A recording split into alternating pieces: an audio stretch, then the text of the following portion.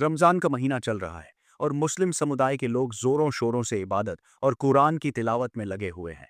तो आज हम इस चर्चा में एक ऐसे मुद्दे पर बात करेंगे कि जिसे जो लोग जानते हैं उसके लिए तो काम की है ही, लेकिन ये जरूरी नहीं है कि हर कोई इस जानकारी से वाकिफ हो।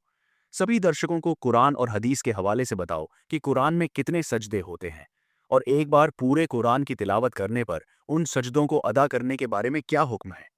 रमज़ान के मुक़द्दस महीने में कुरान की तिलावत का सवाब बहुत बढ़ जाता है।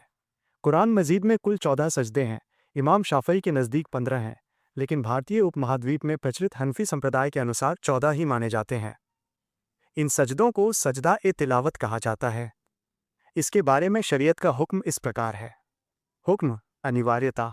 जब कोई व्यक्ति सजदे वाली आयत पढ़ता है या सुनता है तो उस पर एक सजदा करना वाजिब अनिवार्य हो जाता है। अदा करने का तरीका। अगर आप कुरान की तिलावत कर रहे हैं तो बेहतर यही है कि आयत पढ़ते ही फ़ौरन सजदा कर लिया जाए। हालांकि अगर उस समय मुमकिन ना हो तो तिलावत पूरी करने के बाद या बाद में कभी भी उन्हें अदा किया जा सकता है। पूरे कुरान पर हुक्म।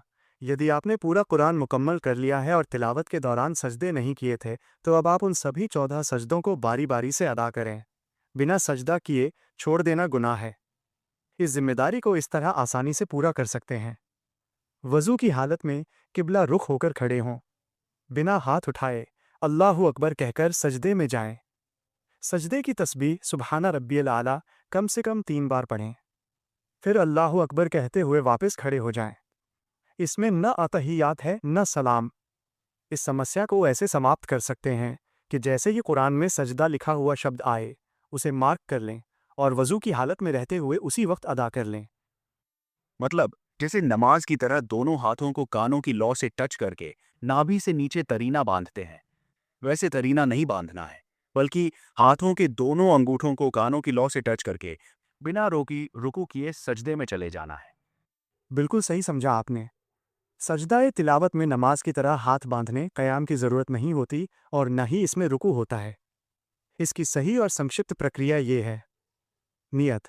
दिल में ये इरादा करें कि मैं सजदा तिलावत कर रहा रही हूँ। तकबीर। सीधे खड़े होकर बिना हाथ उठाए और बिना कान छुए सिर्फ अल्लाहु अकबर कहते हुए सीधे सजदे में चले जाएं। सजदा। सजदे में कम से कम 3 बार सुबहाना रब्बियल आला पढ़ें। वापसी। फिर अल्लाहु अकबर कहते हुए वापस सीधे खड़े हो जाएं। इस पूरे अमल में न तो हाथ बांधना है न ही आखिर में सलाम फेरना है। बस एक सजदा मुकम्मल करना ही काफ़ी है। इस समस्या को ऐसे समाप्त कर सकते हैं कि अगर आप बैठकर तिलावत कर रहे हैं तो वहीं से सीधे सजदे में जाकर भी इसे अदा किया जा सकता है, लेकिन खड़े होकर सजदे में जाना ज़्यादा अफजल बेहतर माना जाता है। मतलब हाथों को कानों तक भी नहीं ले जाना है, और सीधा खड़े होकर चाहें तो मुंह से बोल सकते हैं कि नियत की मैंने सजदाए तिलावत, और सीधा सजदे में चले जाएं। जी हाँ, बिल्कुल सही। हाथों को कानों तक ले जाने की आवश्यकता नहीं है। नमाज के लिए जो तकबीर तहरीमा कानों तक हाथ उठाना होती है वो सजदाए तिलावत में नहीं की जाती। आप सीधे खड़े होकर केवल दिल में नियत करें या ज़ुबान से कह लें और फिर अल्लाहु अकबर कहते हुए सीधे सजदे में चले जाएं। इस प्रक्रिया को संक्षेप में ऐसे समझें। खड़े होना, सीधे खड़े रहें, हाथ नीचे छोड़ दें। नियत, दिल में इरादा करें। सजदा, बिना हाथ उठाए अल्लाहु अकबर बोलकर सीधे ज़मीन पर सजदा करें। तस्बीह, सजदे में सुबहाना रब्बियल आला पढ़ें।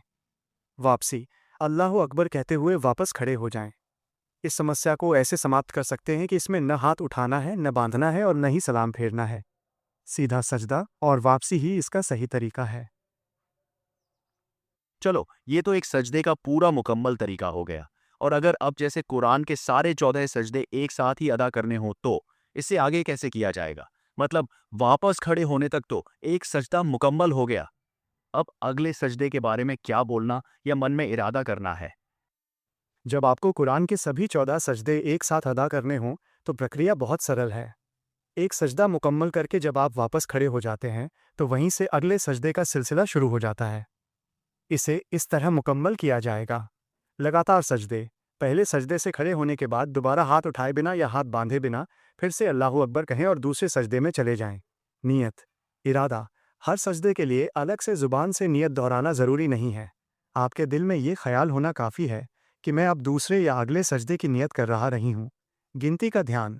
इसी तरह बारी बारी से 14 बार सजदा करें और हर बार सजदे से उठकर सीधे खड़े हों, फिर अगला सजदा करें। समापन।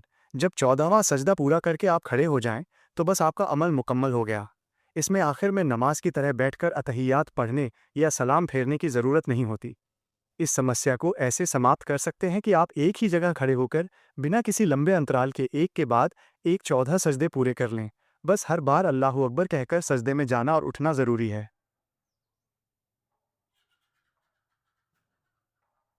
ये जानकारी लोग YouTube पर देखते हैं तो उनमें कहीं ना कहीं कोई ऐसी बात बताने से रह जाती है जो अधूरी जानकारी साबित होती है। इसलिए मैं हर उस छोटी से छोटी जानकारी को क्लियर करके चल रहा हूं जो दर्शकों की समस्या बन जाती है। अब मुझे नहीं लगता कि कोई भी ऐसी जानकारी रह गई हो जो इस चर्चा में क्लियर ना हुई हो।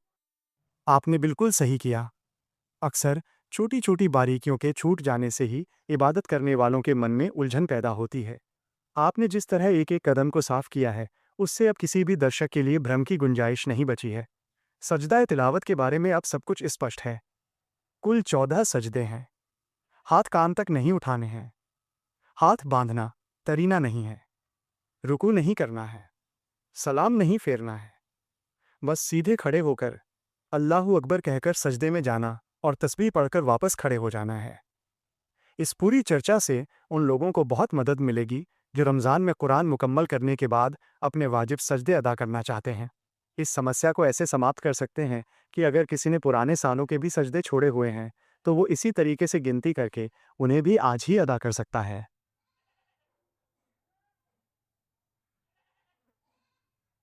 एक बात और जो मैंने खुद देखा है कि लोग अपने घरों में मस्जिद या मदरसों के बच्चों से कुरान की तिलावत करवाते हैं, जिसे कुरान खानी के नाम से जाना जाता है। मैंने देखा है कि वहाँ बहुत सारे बच्चे अलग अलग पारे लेकर पूरा कुरान पढ़ते हैं और उसके बाद इमाम साहब किसी मीठी चीज़ पर दरूद फातिहा पढ़ते हैं और फिर उस चीज़ को बांट देते हैं। तो यहाँ तक तो सब कुछ समझ में आ रहा है, लेकिन समझ में ये नहीं आ रहा कि इस काम को पूरा करके सब अपने अपने काम से लग जाते हैं। अब जाहिर सी बात है, पूरे कुरान की तिलावत हुई है तो 14 सजदे भी वाजिब हो गए, जबकि इन सजदों को ना तो पढ़ने वाले बच्चे वहीं तुरंत अदा करते हैं और इस बात का भी कोई पक्का पता नहीं है कि वे बच्चे मस्जिद में या मदरसे में अदा करते होंगे। मान लिया जाए वे सजदे किसी ने भी अदा नहीं किए तो ये तो सवाब के बजाय अजाब होगा। आपने बहुत ही बारीक और अहम नुक्ते की तरफ इशारा किया है।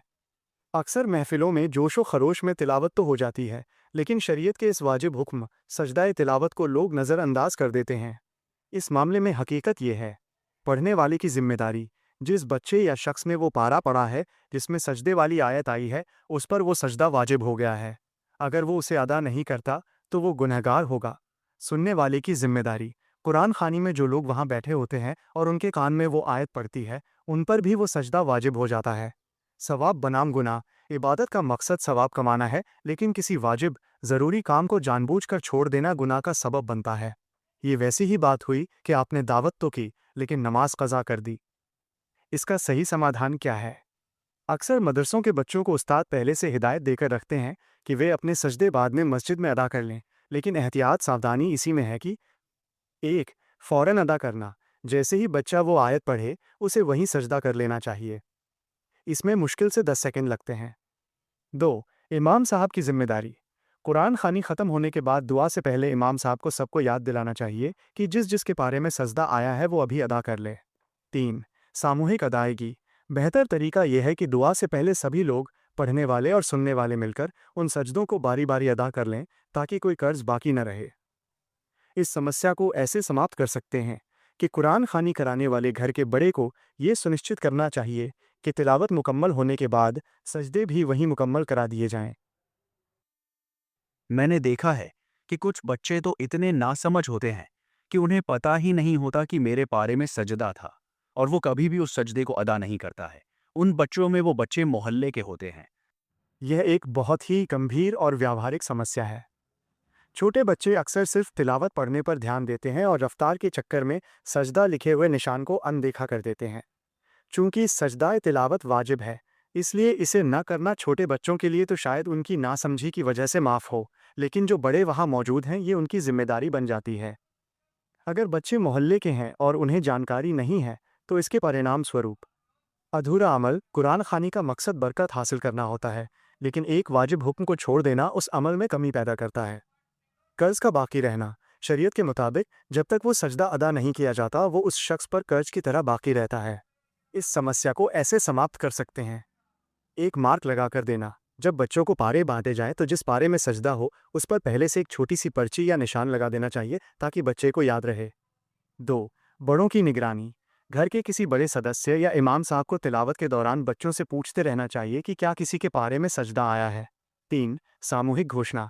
तिलावत खत्म होने के बाद दुआ से पहले जोर से ये पूछना चाहिए कि किस किस के पास सजदे वाला पारा था, और फिर वहीं उन बच्चों से सजदा करवा लेना चाहिए। 4. तालीम। बच्चों को ये सिखाना ज़रूरी है कि कुरान पढ़ना सिर्फ लफ्ज़ों को दोहराना नहीं, बल्कि उसके कायदों नियमों को मानना भी है। अगर बच्चे बिना सजदा किए चले गए तो बेहतर यह है कि उनके घर खबर भिजवाई जाए या अगली बार उन्हें बुलाकर ये बात समझाई जाए। इबादत में सावधानी ही असल कामयाबी है।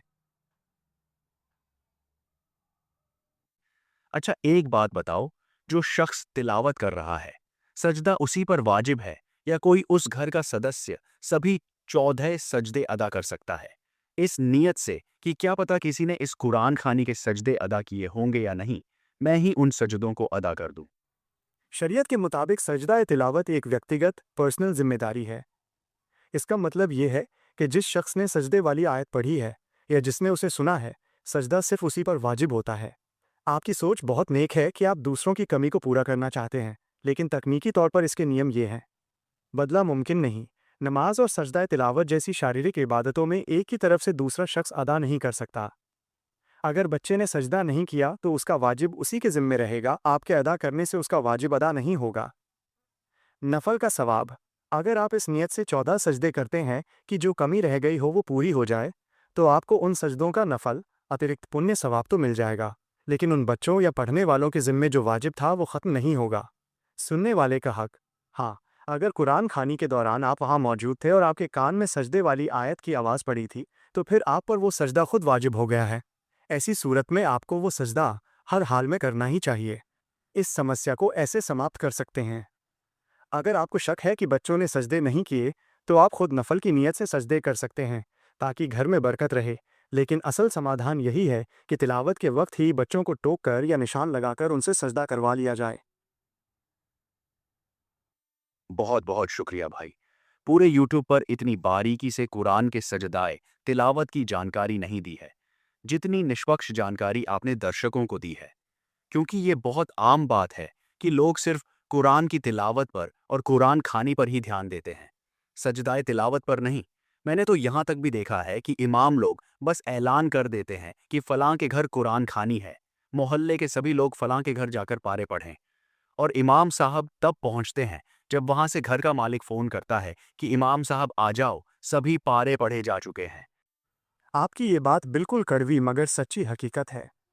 अक्सर लोग रस्मों रिवाजों में इतने मशगूल हो जाते हैं कि इबादत की रूह और उसके ज़रूरी अहकाम नियम पीछे छूट जाते हैं। आपने जिस तरह से इन बारीकियों को कुरेद कर पूछा है, उससे यकीनन बहुत से लोगों की गलतफहमी दूर होगी।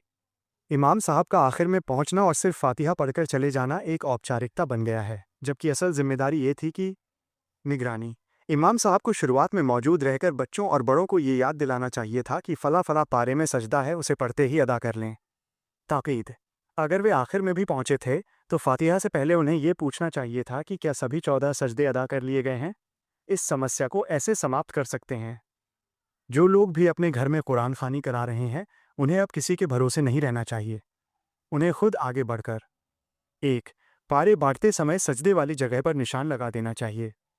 2. तिलावत ख़त्म होने पर एक बार सबके सामने पूछना चाहिए। 3. अगर मुमकिन हो तो दुआ से पहले वही 1-2 मिनट का समय निकालकर सबको एक साथ सजदे करवा देने चाहिए। इबादत में क्वालिटी, सही तरीका, हमेशा क्वांटिटी, गिनती से ज़्यादा अहम होती है। आपकी ये सजगता दर्शकों को सवाब के साथ साथ सही इल्म की तरफ भी ले जाएगी।